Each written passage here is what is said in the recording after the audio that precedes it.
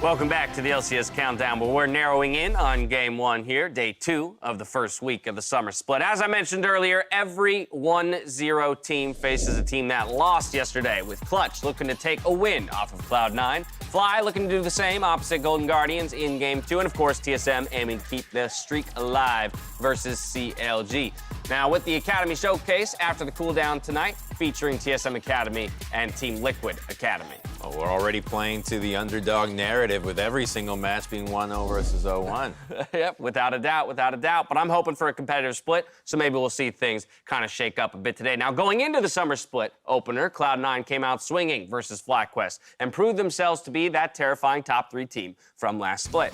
Yeah, Sneaky and Zeyzal crushed their laning phase, which is something, people kind of meme him for, but there are a number of times that he does step up, especially against or with Lucian picks often, and I think that's what people were excited to see, the fact that Licorice looked good, Nisqy looked good, and their bot lane looked good. Everything was jamming. Dude, Nisqy's is a B-roll of him just laughing and having a good time. Who wouldn't after that game? That's what that team is known for, right? Always have smiles on their faces and having a good time playing. Yeah, and their draft was awesome. I love what Reaper did, because I know towards the end of the split, he was picking Ornn for Licorice, and now he's back on the Aatrox, back on the carries.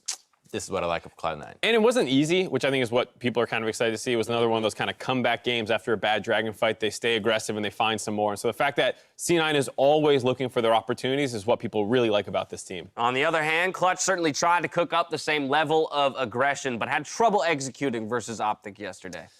Yeah, they gave it a shot, and they tried playing a composition that is old. It's old and tested. It's the Rumble and the Jace. The downside is that it's really difficult to execute, and so the team, they have Cody's son in as well, and they're still trying to figure out what style works best for them. I think that what the doctor is ordering is a little bit easier execution, but overall, I think they have the right idea, because at least they're trying things, right? It's week 1. You might as well keep experimenting, see what works, and you have a few weeks to adapt. It was nice to see Cody back in, though. I thought he had a decent game, all things considered, and, the big difference between Piglet and Cody is you get these games from Cody where he's not the main focal point. We're talking about Rumble ults, we're talking about Jason Lee Sin, and we're not talking about the bot lane, whereas when Piglet's in, it's either he's slamming or he's dying all the time. So to those easier executing comps like you're asking for, Cody's the guy that they can kind of lean on in the bot lane. Right, the picks themselves made sense for the players that make up the roster of Clutch Gaming, but the win did not follow, and so perhaps an easier execution will be what they need. But earlier, Coach McScragg gave us some insight on what Cody's son brings to this Clutch Gaming squad. Yeah, well, Cody brings, he brings a lot of stability. He brings a lot of teamsmanship, something that we're really trying to focus on this split. He's all about building friendship and relationship with his teammates. And that's something that we really need and that we were really lacking last split. Yeah, I think we match up against C9 pretty well. Again, both times we played them last split, we were sort of in the trough of that crisis of identity. So our drafts were a little weird for us, and we sort of played right into their style. But I think this time, we're going to catch them off guard and sort of put them on the back foot. And as long as we play our game the way we do in practice, without getting too fearful or playing too reserved on stage, which is kind of what happened yesterday, then I think we'll be fine. I think we have a good chance. Thoughts there? I mean, kind of similar to what we were saying. Cody brings a lot of stability to the bot lane. Kobe does too, though.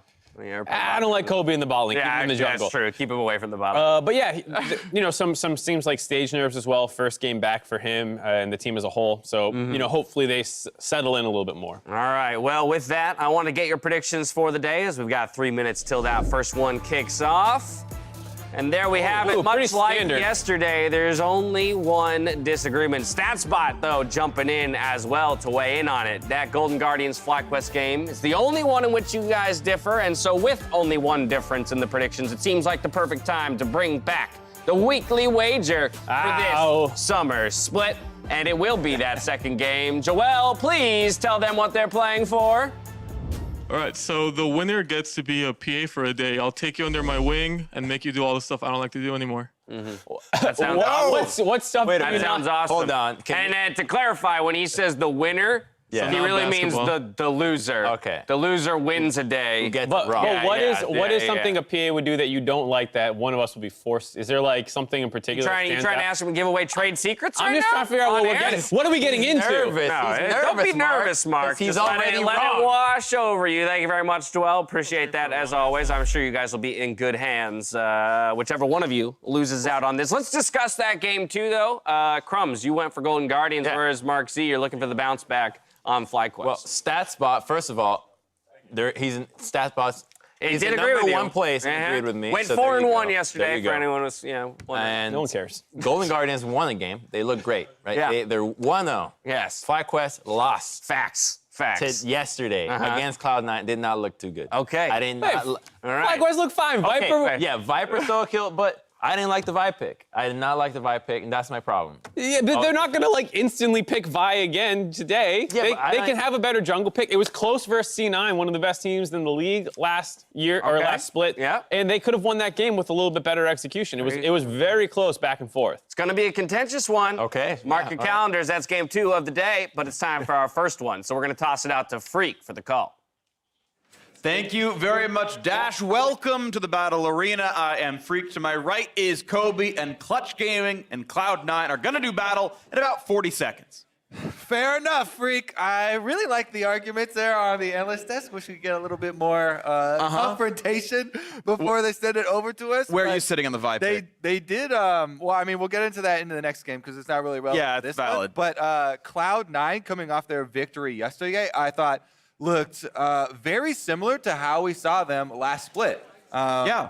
Just continually looking for those opportunities in those mid-game team fights. And as soon as they found the critical one, pushing ahead through the objectives and finishing the game fairly quickly. And meanwhile, the Clutch Gaming side, it was a pretty weak spring split for the squad. McStrax said the Cody side would help them build some walkers in. They were needing something they were missing from the previous split, and I thought individually, Cody was completely fine as a player, and Clutch, we'll see if they can step up now today against an undefeated team and a top echelon squad here in the LCS. Yumi banned away, Aurelia dropped at the table. I'm always a little sad seeing blue team banning champs like Yumi. I feel like they are first pick worthy, and thus you kind of want to force it on the opposing team, but something else in the eyes of Clutch for first pick here. Very, very, very fast bans also coming through as well. The fact that the Clutch are pretty much doing it instantly. I think they may have predicted some of what C9 was trying to do, but Rumble, Jace, and one final ban going to be Rise from the C9 side, and now Clutch. What were you looking to first pick? Silas is up, but keep in mind so is Akali. Some other important picks out there as well. All right, Silas definitely super versatile. We've seen it in all of them. Sona Tarek has been left open, and they actually are allowing Clutch kind of the dare, to break it if you, but then you're kind of stuck with Sona without a Yeah, you're playing Sona against a Tarek who can all in you. a strong main partner. Yeah, so Xayah Rakan down for the bottom lane. Very, very fast draft. Silas, not much of a surprise. And there is a Sona Tarek bottom lane versus Xayah Rakan. That's already exciting. The Silas and Akali trading hands, and we're like 12 seconds in on the second ban. Yep, already trying to catch up here. I think the Akali is actually a super interesting matchup with Silas too. We've seen it go so many different ways, and there are a lot of different changes you can make within the matchup as far as the Conqueror and the build that you go. Silas definitely has his windows, but they're later in the game versus Akali. All right, well, that's going to be exciting to see. Even if they do match up directly one-on-one, we'll see where they all go. We feel like any of those players can play those champions. Hecarim, Nico, Kennen all banned away. One final ban for Clutch Gaming. What do C9 want? Of course, there's still a soul lane to grab for either side, and the jungler here as well, as it's been one jungle ban and two top lane bans on the C9 side.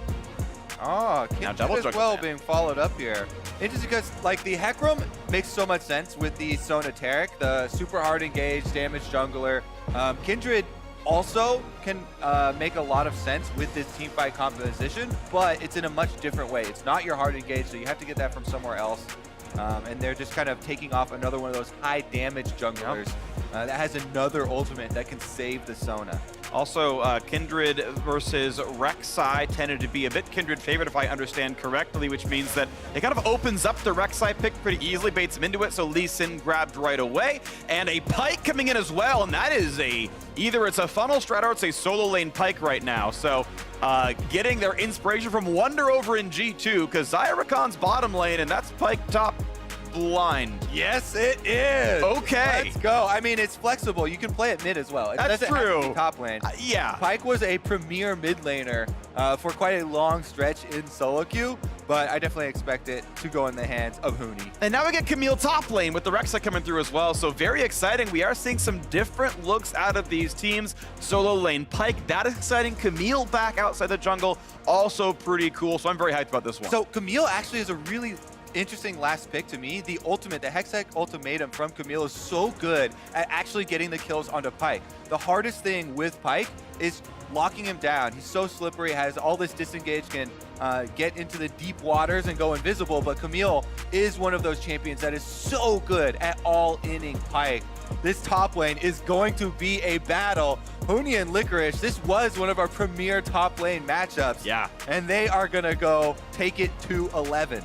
This is exciting because, yeah, Huni, again, essentially blinded the Pyke. It was indeed Licorice getting last pick for top end and says, okay, you're playing top Pyke probably. Camilla's my matchup. This is spicy, absolutely. And both of them have junglers that can make early passes there. Rek'Sai definitely has the advantage in straight up 1v1 dueling with Lee Sin, but it is going to be about how they coordinate and track the enemy junglers to get those timings off. This is going to be all kinds of fun to watch for here. It is going to be an electrocute for the Sylas, the Conqueror for the Akala, looking at runes as we load ourselves into this one. The second game of this new Clutch Gaming roster with Cody Sun down in the bottom lane. They have Titans ahead of them, though, in Cloud9.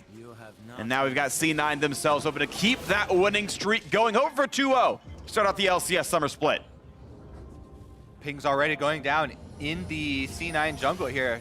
Looks like Clutch might go for an invade. Let's see, it looks like a top side.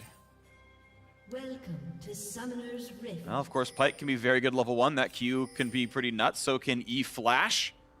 And there's maybe just enough follow-up with a Rakan. Lee Sin showing on the ward that they expect to be there, but the rest of Clutch Gaming will catch Licorice unawares. All right, Licorice gets spotted right now. Nice E over the wall. Is there going to be enough setup? They try with Rakan, but no. Licorice able to learn the hook shot in time to get away from the knockup, and he will walk away. No Summoner's Burn, a little bit of damage dealt. But now it means that jungle control goes to Clutch Gaming side. They put a ward on the red buff. Well, you always should be responding on the opposite side of the invade. As soon as you see that, you can see the movements here from C9. You react instantly, go in and get counter wards on the enemy jungle. So both sides do have those deep wards on the red buffs. But I do really like this level 1. It shows that it's in preparation. They know where Licorice likes to sit at level 1. They even had Lyra show on a ward that they know C9 puts down. I love that kind of level 1 preparation. It sadly doesn't mean a whole lot other than forcing your opponent to learn hook shot, which is probably not the ideal level 1 for lane, but they get that anyway, and now we have the sort of battle starting with a blue buff steal for Clutch's side. Very aggressive look here from Clutch Gaming, going for the invade, taking away this blue. Looks like some question mark pings. They're trying to split the map here. Give up their own blue to the Rek'Sai. Lyra's going to continue to farm out this side. Ooh, and a knockup very early on. Stun's not even going to land on the support, so really good autos coming in towards Sneaky at half HP already. Cody, Sun, and Vulcan ready to take it to C9. That's the thing you have to watch out for, always, as the Sonoteric lane, is the all-ins early on. Zyrakan definitely extremely potent, and they're using that to their advantage so far. As soon as Lyra shows on this ward on the red buff, that will alert Svenskeren that he has gone from his own side. He'll pass over his own ward here and just continue clearing through the chickens. And so right now, pretty much perfect information for both these sides. As we watch the top side fight, not going to be more damage coming in here, but Clutch knows that Sven went red to Krugs now on the Raptors, and counting the camps that Lyra had as well, it's pretty easy to surmise that that was blue Gromp onto that red buff. So, and now as they run through the Fog of War, we finally have some guessing games again for the jungle sides. Lyra taking actually a lot of farm here, doing the Raptors as well, and not going for his own blue buff, though Svenskeren could have gone there through Fog of War, I believe. Oh no, that is a ward in the river put down by Demonte, so that would have been known if it happened. Instead, he'll kill a Trinket but have nothing or almost nothing to take away. Yeah, he's going to lose out on an entire quadrant here. Lyra comes back to fight him rather than going for the reverse clear, though. Scuttle Crab's about to spawn, and that is going to be the first objective. And level 3 for both junglers, and right now mid being pushed out by Damonte means it's pretty easy to own the bottom river. You can see Cody's son and Vulcan doing the same, so there is exactly only one camp that Svenskeren can take. He is out of jungle camps once the wolves are dead. Yeah, we should see Lyra just cross straight across mid lane and grab the other Scuttle Crab, considering his mid lane is also pushed up. Svenskeren's going for it right now, though, and it looks like the desync top lane is going to be the bigger tell. Licorice is moving over to make sure there's something for Svenskeren to take. They're actually going to gank mid. He's going into mid, but Lyra's right there to start him around, so now it's damage to Damonte, half HP on him. Niski's running forward, Svenskeren coming around as well. They land that first shuriken, flash over the wall. Does Niski flash for the chase? Q auto could be enough to kill him. He's going to flash for it. Oh, the Kingmaker heal comes in, but it's still going to be a lot of damage. There's the flash, the shield, the knockup. They're buying enough space, and now Niski is flashless. The heals come in, he's ignited, taking some damage, not going to die just yet. Look at another knockup in for the Rek'Sai. Can they get the first kill? First blood comes in for Cody's son. Shona has arrived as well. That's one picked up for Licorice, looking for a second as the kills are coming through for Cloud9. Side is 3-1 already. Can he land a spell? Nothing's in range. Nothing's up for cooldown. Doesn't go for the play, but still 2-1 Cloud9 with first blood to Cody's son. Action-packed start to this game. Only 4.5 minutes in, and everybody is partying down on the red buff side of the jungle of Clutch Gaming, except for Huni. The Pyke is pushing on top side. He will get a turret plate as well as push a bunch of minions into that turret. Now let's take another look at this replay here. They're chasing down Damonte. Licorice had come in and called it off, but as soon as they see the bottom lane also move up, you can see on the mini-map, Licorice also starts to converge. So that's going to mean that eventually Cloud9 will have more numbers because they have everybody down on the bottom half of the map. So much damage dealt by Cody's son here trying to chase them off, but Niski's able to kite him out long enough for the arrival of the C9 duo, which completely turns the tables. They get the extra kill. All right, so this means we have a 300 gold lead to Cloud9, but Clutch still getting a decent amount of control here. Huni pulls in the crab, and Lyra grabs the top scuttle now as well.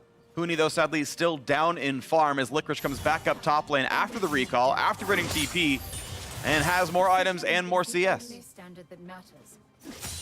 Huni will be on the back foot somewhat here as Licorice got the shot with the extra 300 gold from the kill as well. It's going to make that hard to equalize, but Tiamat not terribly far away from the Pyke as trades aren't continuing until Bone Plating drops off, and that's some pretty good damage. That shield stops all the damage output. I mean, that's a lot of long swords there. Licorice was able to pick up off of the back.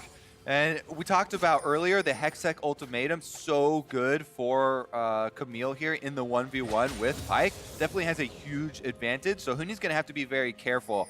And now that there's a lot of extra money on the Camille, as well as the approaching level 6.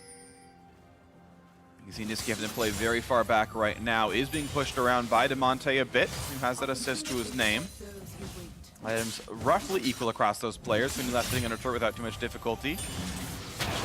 And now we have Clutch Gaming. Again, more pressure in this bottom lane. And look at the farm difference. It's 45 on the Xayah to 19 on Taric. That is the direct comparison, is the Taric to the Xayah, and it's more than double, plus the Mountain Drake, plus the first blood Cody's son has. Clutch Gaming are by all rights slaughtering the bot lane 2-on-2. It is not close right now. Yep, the new addition here, Cody's son, definitely faring extremely well.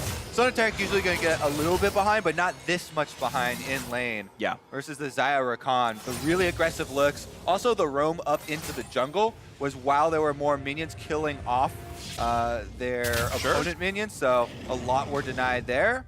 And that is going to be a fairly big gold sink here. And one of the reasons why the gold is still so close, even though C9 got the extra kill.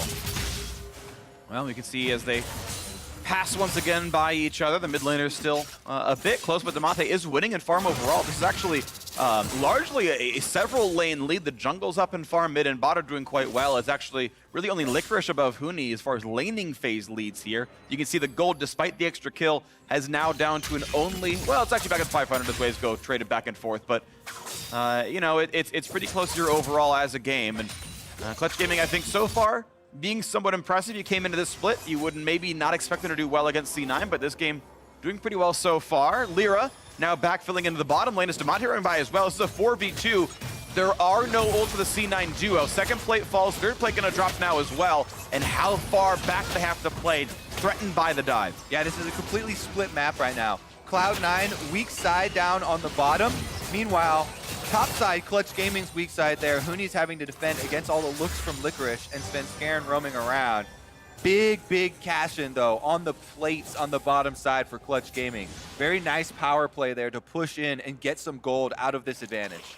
Yeah, right now 900 gold above Sneaky. Not a completely fair direct comparison, but still factually accurate. 900 also up above the Tarek, which is the 1-for-1 right now in this point in the game until Sneaky completes that. And now Licorice taking a trade against Huni, and you can see how much damage he deals. Yes, he'll regen most of that back up, but Licorice still does come ahead in those trades. Yeah, Licorice has command of the top side. He's still about 300 gold away, or ahead from the kill that he got on the bottom half of the map.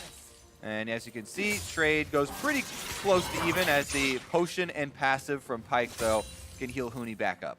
And just fine to full HP as Licorice pushes in, but team at wave clear, pretty easy to do, and there's not going to be too much of a difficulty using the Q and a bit of mana to make sure the minions all go down. Svenskeren now lurking around, does have the controller to keep this one in the fog of war. The ping onto Lyra. Oh, first a fight in the bottom side, trying a couple ultimates down, and vulnerability come in for the C9 side. And now it's a fight in the top side, 2-on-2. Jungle Knight's kickback on a Svenskeren, but a lot of damage. Ult comes in. That's going to catch Lyra 1-for-0, and a good flash gets away from the fear, from the depth. The damage, the ultimate, that's the word I was looking for. Pyke not going to get any kills, and a 1-for-0 Cloud9 on the top side looks really good there.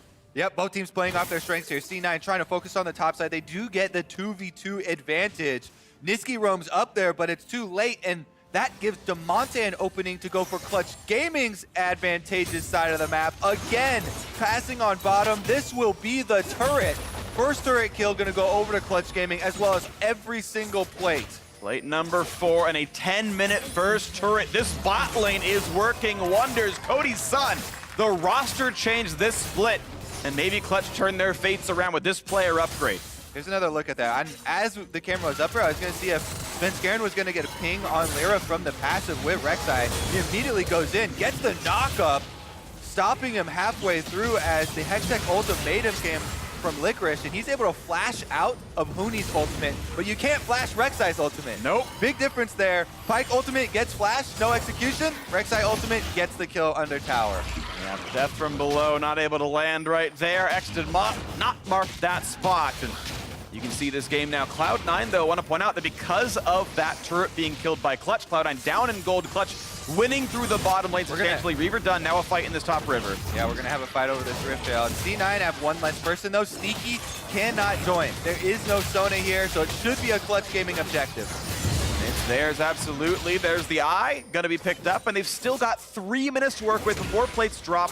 A charge is pretty much always 2 plates outright. It deals true damage. You might as well summon it early, and we'll see what they can do. 800 gold up, plus an expected 320 or more if they can push through. As they've got 3 to 4 members top side right now. Only Silas holding mid, recalling, and yes, an early summon, but they found a fight. Vulcan is gonna drop down right away. The fight continues now. They find that first stun, kicked over the wall. Not gonna find that kill in Licorice just yet, not rooted in place either. Svenskeren trying to find some damage towards Huni.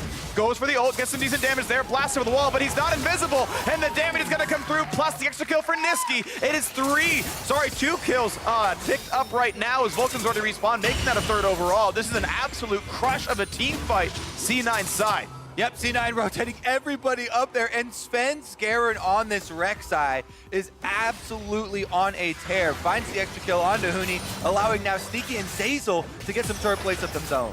And of course, the Rift Herald did absolutely nothing, was killed out. 1 turret plate gone. The stun comes in and gotta push back Cody some, but not gonna find any more extra gold off that structure. But what a good fight, puts C9 back 1,000 gold ahead and stops everything that was gained by that Rift Herald take. All right, other things to watch out for too. This Akali starting to become very threatening. Niski got 2 kills in the last fight, now has 150 gold bounty on his head, has finished the Hextech Gunblade. Very big spike for this champion. Well, coming up, first person view of Licorice, and our next replay there. We'll see when that comes through, and here we go. Licorice in this fight. Sitting in the fog, waiting to kill off Vulcan, knows he's in there, and then bam, Ian a knock up. Plenty of damage there. That first kill is really, really easy. Getting pulled in a fog of war that makes it a bit more difficult. He's got to figure out what he wants to outplay. That kick, I think, kind of saves him a bit. He's out of range of everything. Yeah, I like the immediate pings, too, from C9. In this pro view, you can see all the communication going on. He keeps his eye down there onto the kill, and they're able to finish off the Rift Herald next. Yeah, finished the first half. Like, he did that, and then he got kicked out, and it's like, okay, I'm out of range. guess I'm done. Just watching now. Yeah. All right, let's see if Lyra can find anything here in the mid lane. It's very difficult on Akali unless Niski goes very, very aggressive. So he's going to actually walk up through a whole bunch of wards to try and lend some more support to their duo. And I think that is where Clutch Gaming should continue to pressure. Cody's son is their big way to win this game. This Zaya so far ahead with all the turret plates that he has been able to mine. He is going to build very nicely into a full crit build and be the damage output they need. Yeah. This feels very much, especially as the gold is pushing towards C9's side. Licorice stealing away this red buff as well. This is a little bit Cody's son versus the world. The difficulty being that there is no great frontline tank for the squad. There's a lot of engage, which is cool. You've got Silas able to steal some stuff away. Stealing Sona would be pretty magical. Rakan's, of course, great about that, but it's really the only guy with a substantial lead is Cody's son. So we'll see if he can do it. He can put the team on his back. It's still a pretty close game, but it just feels skewed in that way. C9 going to grab this Mountain Drake, so they're going to answer that one no problem. As minions are picked up in various spots around the map. Licorice with this red buff could pretty easily fight Huni, but not going to go for the turret damage. Or fighting him under turret when the CC is available. Yeah, C9 quickly approaching their team fight phase here. With the Sona Taric, that is what you want to do. Use these support ultimates for a grouped up fight. So much protection is available with the Taric and then the AoE ultimate from Sona to lock down those priority targets. As you mentioned, there are not very many tanky members on Clutch. So if someone gets caught in a Sona ultimate, or even just a knock-up from Rek'Sai to hold them in place long enough, it will be very, very short-lived. And one thing I want to just sort of reiterate quickly when I talked about Cody's son versus the world. Yes, this game is very close in gold. It's 100 apart. But last I checked, which was 12 seconds ago, every single member on C9 has more gold than their opposite member, except Sneaky versus Cody's son. So it is sort of like a full court press for C9's side with Cody. Yes, I know like the laning phase makes that awkward. It's Sona bot lane, but the other four all have more gold, including top jungle mid, which were not influenced by the Sona Taric lane. All right, yep, it is a Klepto Sona Stealthies bottom side, but we'll see how they fare when they do start to make use of those big ultimates. Niski again, the Akali here with the Gunblade, looking for Cody's son. That is his main target for these fights. And Akali very adept at weaving past a lot of different members to try and get that priority damage. And as they stack up and as that Archangels moves closer and closer to completion, the mana right now, 268 of 750. It's going to be a while till Seraph's is done for Sneaky. It's going to be a fairly long road up to the next power spike. So that's one thing to watch for when it eventually does come through. Cody's son going actually for a very high AD build. I actually like this one a lot as Beaver into IE. Oh, they got a fight here on the top side though. This is a nice knockup, big damage on Lyra. That shield comes in to save a lot of space and a good kick keeps him safe as Lyra is able to walk away, but now there might be a re-engage. No one goes over the wall. Ooh, they find a nice engage right there. That's Licorice locking one down, and there is all the damage onto Huni. Through one ult, and the Taric will keep the rest of the squad safe. As you mentioned, health bar's not high on Clutch. One lockdown spell, enough to kill the top laner. Yeah, C9 gaining early advantage in this team fight by Spenskaran getting the huge chunk down onto Lyra, forcing them into a defensive battle pattern, and then being able to find that extra kill off of the teleports when Clutch Gaming were already at a losing health bar scenario. They decide to re-engage, and that is going to be Cloud9 now dispersing to farm the side lanes. Really nice stuff by them. Once again, puts the gold lead in their favor by 1,300 as top's going to be pushed in. The Trinity Force about halfway done here for Licorice, and golden inventory means he's almost done with it. Very little to go now for that one. Maybe 300 gold and he's done. So 2 waves or that turret, and he's got it. Akali pushing in the bottom lane as well. All these lanes are doing nicely. Cloud9 sizably now feeling comfortable in this mid game. Had a fairly close match against FlyQuest yesterday, but did come away with, I would say, mostly a great mid game that transitioned well for them. Looking at a sort of a similar look here in Clutch in the fact that it's not that they're running over them from start to finish, it's that they get some control and then it starts to turn over. And speaking of that control, one of the biggest things about Sona Taric bottom lanes is that you get 2 quest upgrades for placing more wards. They have access to so many more wards now. Sneaky and Zeyzal both can put out a lot of vision for themselves. So with this advantage, Just turned away. That could have been really close. Azel nearly knocked up there by Rakan. 3v2 could have been enough, but it wasn't quite there. They walk away, fighting for ward control, and Lyra gonna knock down that controller, plus Cody Sun pushing into the mid lane. This Xayah can do a lot of damage. Rakan with Demolish, some damage here. They can stop the TP. If they hit with Demolish, they can stop the TP. They're gonna let him come down. They get the kill on a Taric, and now it's Licorice in front of the team. But they're gonna maybe find a big root. Niski showing up. He's trying to take down Cody Sun by himself. Jumps right back in, the solo kill in the bot lane, and the rest of the squad is already here. Cloud9 now running in for more kills. A stun on a Vulcan, trying to jump away. Is that Rakan, but he's slowed yet again. Rex has shown up now as well, trying to scatter, trying to get back to their base. A flash knockup is the setup they wanted. A kick only buys a little bit of space. They will still go down. It's 4-1. A gigantic team fight for C9. Yep, that's going to be a big, big game changer for C9. They have full control of the map. The biggest thing that Clutch have to be thankful for is that it's not 20 minutes and there's no Baron available for Cloud9 to take after that fight. They could have stopped this teleport. Demolish was ready. The turret was at 1/3. All right, take a look. They go for the dive, and they do kill off Zazel, taking down the Taric, but they use so much in it, and they leave Cody Sun here with tower aggro on a tower that had 10 HP left on it. Open to the rest of Cloud9, immediately diving and killing off their biggest member. You said it was Cody Sun versus the world, the one with all of the money on the team. Yep. The Xayah taken out, separated, and because of that dive, Cloud9 can get to chase them down, pick up the extra kills, grab this dragon, and actually prepare for that Baron upon arrival. They have the double sight stones basically for the extra wards, and they could just set up and force Clutch Gaming to walk into them. It's so dangerous now. And that Baron is spawning in 15 seconds. An Ocean Drake to keep them topped off. Engage needed even more help than a Sonataric could give. Another slow's gonna be found. Cody Sun is just gone, deleted by the Engage, and what a timer for that, as Baron is now spawned. Tough to be an AD carry with no flash there, with Camille and Akali looking for your head. Yeah. Cloud9 find it, they get the extra kill, they're gonna run straight down mid lane, and this game is wide open. This game is closing quickly on the Clutch Gaming side. That door is wide open for C9 to run through it as they knock down that mid lane turret, and they stick around for the inhib at least a little bit. They're gonna knock down these minions, and they are gonna back off, but Cody Sun spawning in 4 seconds, and this time he will have ult available for the self-peel. Means maybe C9 doesn't look for Baron right away. Maybe they get vision and a reset afterwards. We'll see what they go for here. 20:35 into the game, C9 sizably ahead, over 4,000.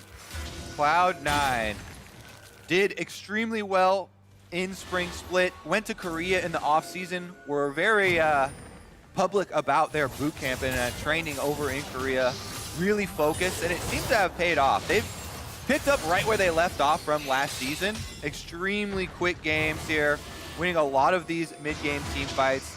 Let's see if they can finish it out, because 21 minutes into the game, all they have to do is reset and get back out to this Baron area. Clutch are trying to be the first ones there to have some vision for themselves to allow the possibility of some counterplay. You mentioned Rakan engage, Pyke engage. These are their tools to try and find a surprise.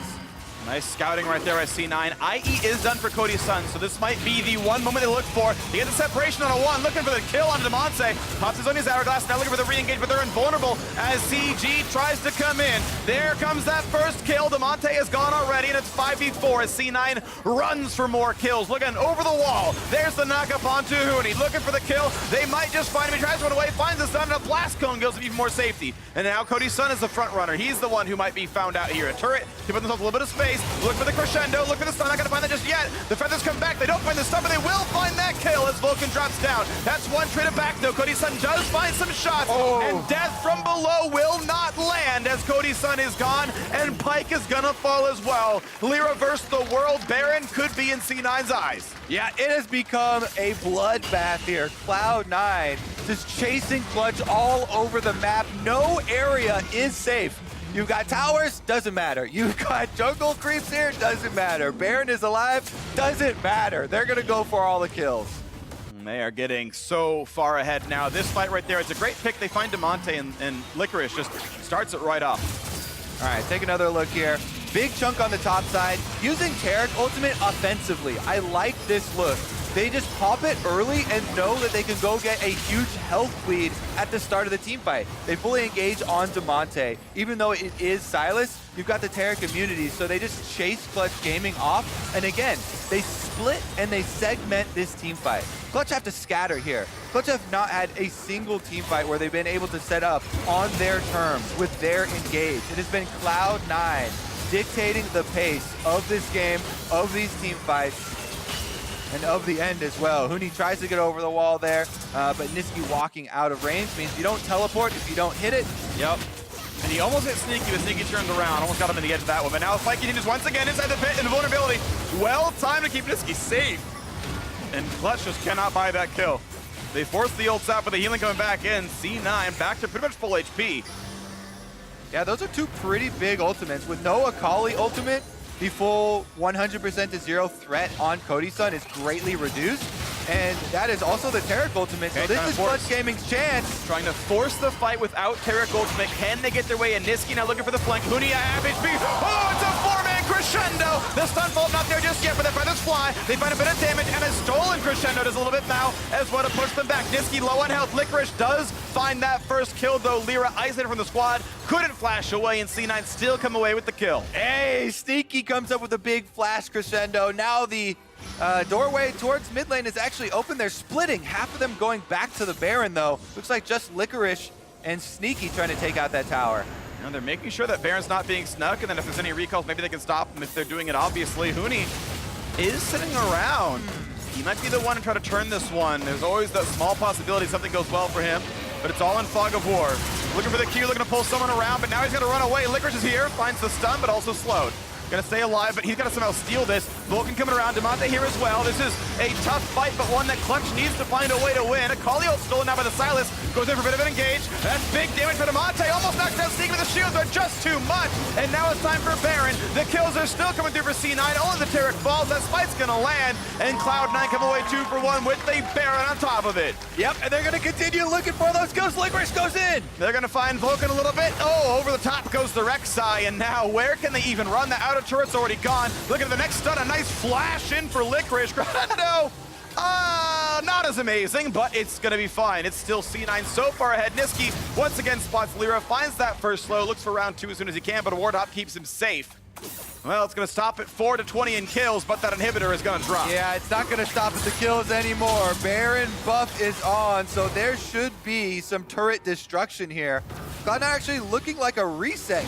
A lot of gold gains in the last frantic moments that we've had. We haven't had a reset in quite a while, so it is going to be back to base to purchase, then pushing with the Baron buff.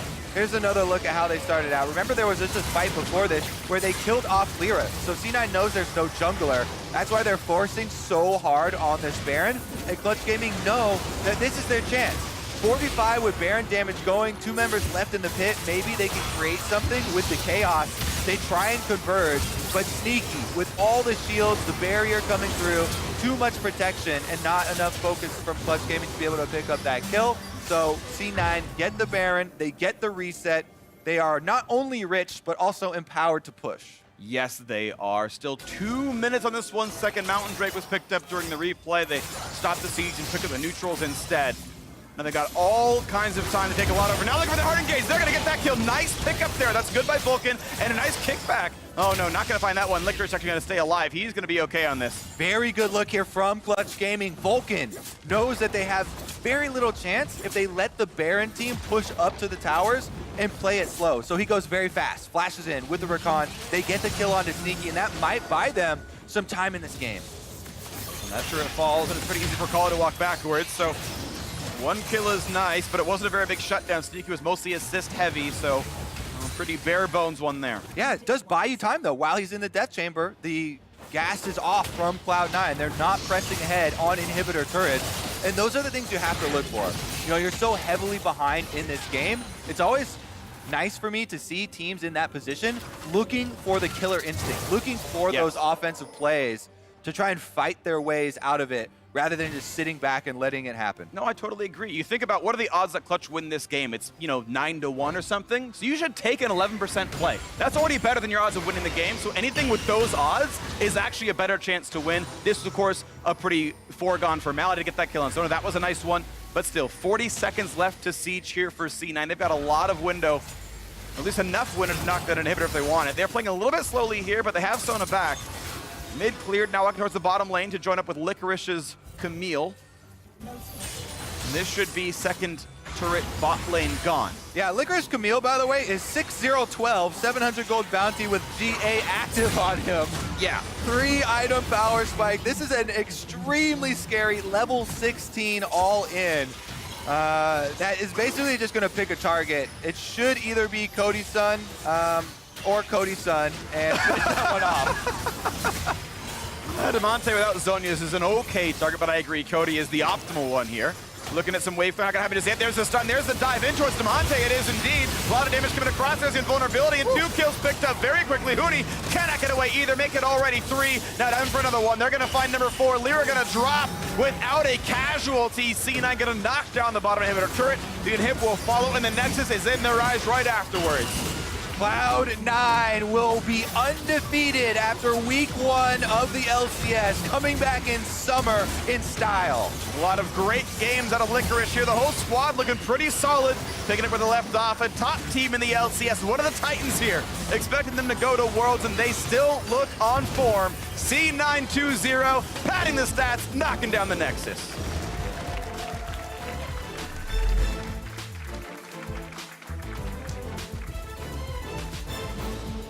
Action-packed game. We were excited in Champion Select for the Pyke Camille matchup. Yep. They did not disappoint. The junglers both went up there very early. Cloud9 got the kills with the guaranteed Rek'Sai ultimate, and they were able to use that for a lot of roams from Licorice. But I have to say, Sona Taric also still very strong, still working out very well in the mid game. Yep. Those ultimates giving you a lot of power in team fights, and every time they brought them together, Clutch Gaming had to separate in these team fights. And once you scatter versus that team, you're just in the perfect opportunity for champions like Camille, like Akali, to pick you off. You know, it's a really good composition actually coming all together, where you can force a break like that. Yeah, I thought C9 was very, very good. Honestly, to me, this sort of result is expected when they were one of the top teams at the end of the spring split. They seem to have not dropped a beat. They are still incredible. The interesting story to me is actually talking about Clutch. With the roster change, what kind of team are they now? Are they a playoff team? Are they making good upgrades? I was still impressed by Cody's son. Their bottom lane was substantially ahead. Their very early game plans was good, right? They stole the blue buff away. They took, 40% of Svenskaren's jungle out. Like, that was a really, really good start. It collapsed when the first sort of like mid lane into bottom jungle collapse happened. That started giving gold away. But the bot lane, the early jungle, those were really solid. Those were moments of strength for Clutch, but it really fell apart in team fights. That's where it felt like they dropped the ball and C9 outplayed them. Would be cool to see if they can clean that up. We've got, of course, 8 more weeks of Clutch Gaming in the regular season. We'll see if they can make playoffs there. But for more on that victory, we're standing by with Cloud9's Rogue Assassin. Thank you very much, gentlemen. Great cast on the day. I am joined by Cloud9's Nisqy after their win over Clutch Gaming. Nisqy, it looked like you had so much fun this weekend, stealing ults on Sylas, cutting up your opponents on Akali. How's it feel to be back on the LCS stage? It feels great because the meta right now is really fun, and I feel like we're enjoying the game way more than before, at least for me, because I'm playing OP champions. So yeah, it feels good to be back. That's awesome to hear. Just a quick 2 question for you. Here's the final one. Looking at coming into this weekend, what did you guys kind of have set out to accomplish? Even with the 2-0, that feels good, but did you check all the boxes? Yeah, we're trying to play more around limits, and I think we can see that today against Clutch, we went in like without any hesitation, and yeah, that's what makes the difference, I think, against other teams. Right on, Nisqy. Thank you so much. Best of luck in the rest of the season. Congrats on the win. We're going to throw it back to the State Farm analyst desk to break that down. Thank you very much, Riv. With that victory for Cloud9, we can say goodbye to the dream of the 10-way tie as they move to 2-0, and for Clutch, it will be an 0-2 start to their summer split. Crumbs, I'm coming directly to you because in Countdown, you prescribed easier to execute compositions for our Clutch Gaming roster. We've got Champ Select on the screen. How do you feel about it? Well, much like modern medicine, they ignored what the doctor prescribed. Why would you do this again? You're doing this to yourself. You're hurting yourself. Pyke, Sylas, Lee Sin, this is really difficult to pull off. I don't know why Clutch Gaming did this. I think that they probably have success with it on scrims, right? People are a little bit looser. You're guaranteed to get a lot more kills with these picks, but on the LCS stage, when you're going to be playing against teams that know what you're looking to do, it just doesn't work. And a lot of missed skill shots. A lot. I think, like, I understand conceptually what it is. This is a G2 draft. Like, right. It's super good for what they're playing into. You have Silas, who can steal all these incredible ultimates. He's so good with, you know, almost every single one there. Mm-hmm. You have the Pike to assassinate someone before the Taric ultimate drops on top of them, and then you team fight from there with Xayah Rakan, who have great engage as well. They're one of the best bot lanes in the meta. Right. It all makes sense, but Crumbs is saying, you're not G2. Right. You can't just pick a G2 draft and make Pike top work. Yeah, you're clutch. And so I absolutely agree. Like, I thought both teams' drafts were really intelligent, and I was really excited to see how this back and forth of team fight should get played out, but we didn't really get to team fight. Yeah, not necessarily, but I want to dive further down the hole, though, of Cloud9's response to this, because I thought it was very interesting. As you mentioned, Mark, how they responded to seeing the Pike in the top lane. I mean, the Camille was such a great counter pick. You have so much lockdown for the Pike that basically, if he is going to execute one of the people in the Sona Taric comp, you're basically trading back, because once he goes in, he's locked in. And I thought that was going to lead to some really cool back and forth team fights, but from minute 3, I guess, into the game, it was so skirmish heavy in C9's favor. Yeah, it's really hard for Pike to actually live up to Camille, considering he's so squishy, does not get to build any HP. The second she jumps onto him, mid to late game, a stun, hook, you're dead. Yeah. You don't even need to use ult. Licorice roaming from the top side there to join that fight all the way down in the red side jungle very early on. It ended up netting him a fair number of long swords, as the casters mentioned, which positioned him quite well in the top lane. But another result of that bot lane fight was quite a large advantage for the Clutch Gaming bot lane. And as Freak mentioned, he is still, to a degree, impressed by Cody in his first 2 outings.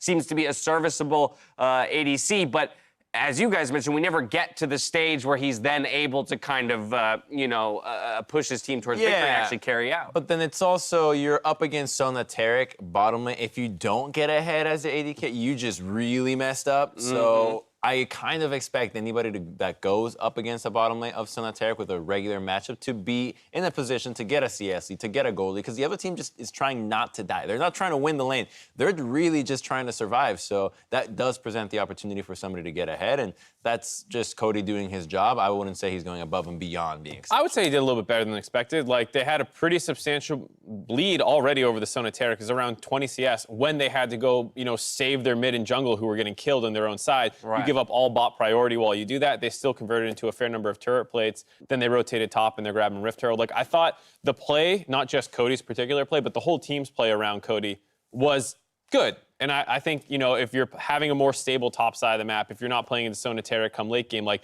this could have been a good setup for a Cody carry game. Right, Clutch's bot lane garnering a nice little lead in the early game. C9's bot lane just trying to hold on, but that means that for Cloud9, the answer has to come in the top lane, and it did exactly that. The skirmishing power of Camille Rek'Sai is just so filthy, because they both have abilities that actually let you dodge out of damage. Both ultimates make it really difficult to fight, and then they just got to team up and delete members of Clutch Gaming here, thinking that he's just hoping to get Licorice low enough for the execute, but Lyra said, Licorice, get out of here, man. We're trying to get you Yeah, down. I mean, that's what it breaks down to at the end of the day. We can talk about all these other things, but they got out-skirmished every single time a fight happened. Their ultimates are getting flashed out of. They're burning their flashes, still getting Rek'Sai ultimate.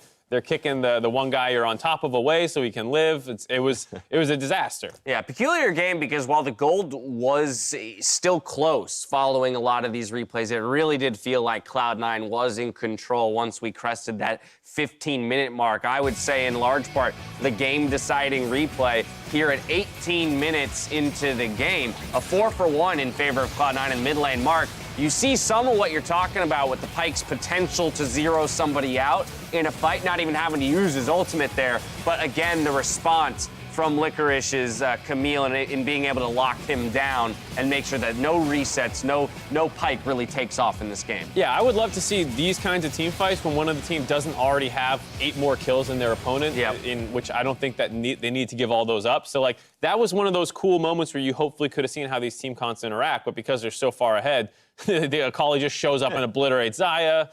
They also burned 3 ults for the Taric. So the second you do that, you're not winning any other fight right away. You got to go full retreat. retreat. So Yeah. they were doomed once they got Tarek. It was all about getting out. A tough 0-2 week for Clutch Gaming, but I do want to talk about Cloud9. You know, one of our top 3 teams from Spring Split. They're starting hot here with a 2-0. I think, by all accounts, that was an expected start. But this was a squad that, as we mentioned, going into playoffs this spring, the expectation was they might actually be the strongest team, and they did get reverse swept to miss the finals. And so I'm certain that this squad is coming back looking to make a statement in summer that they can actually be the top team here domestically. As a C9 fan, this is as good of a weekend as you could have hoped for. You had a bit of a tough battle against a respectable playoff opponent, but you were able to clean it up and still win pretty decisively. And then here against someone who didn't make playoffs last split, you crush them. Yeah. I mean, week 1, you just want to see good drafts and everybody being on the same page. Win or lose, whatever. It's just about being on par with your teammates, making the same calls every single time, whether it's the right call or the bad call. That's what we got. Exactly that out of Cloud9. When we return, it's FlyQuest versus Golden Guardians. If either squad has your support, make sure to pick up your team pass in Client today. Not only will you be directly supporting your team,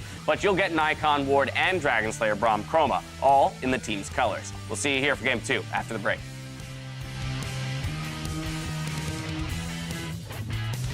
And now it's a fight in the top side. 2-on-2. Jungle Knight's kicked back on his Scared, but a lot of damage. Ult comes in. Now only Silas holding mid, recalling. And yes, an early summon, but they found a fight. I'm commenting. Lino flash. In 3, 2. Nice. Silas flash. Up. Near me. Okay, that's it. Vulcan drops down. That's one trade back, though. Cody-san does find some shots. And death from below will not land as Cody-san is gone, and Pike is gonna fall as well. Daya's hitting us, but we're okay. Silas. Salas dead. Coming. I'm dead here, but you guys win. Can you finish? There's a stun. There's a dive in towards Demante. It is indeed. A lot of damage coming across. There's invulnerability, and 2 kills picked up very quickly. Huni cannot get away either. Make it already 3. Congrats, Kim. You got your own car with your own insurance. No more driving that old hand-me-down. Did you trade it in? My parents handed it down to my little brother. You ready? Yeah. Surprise! No. Not beige Betty. You guys can't do this to me. Seriously? That car is like a rite of passage. How do you expect me to drive this? Just turn the key and yeah, it's just Some of this. it's automatic, dual cup holders. Go with the one that's here to help life go right. State Farm.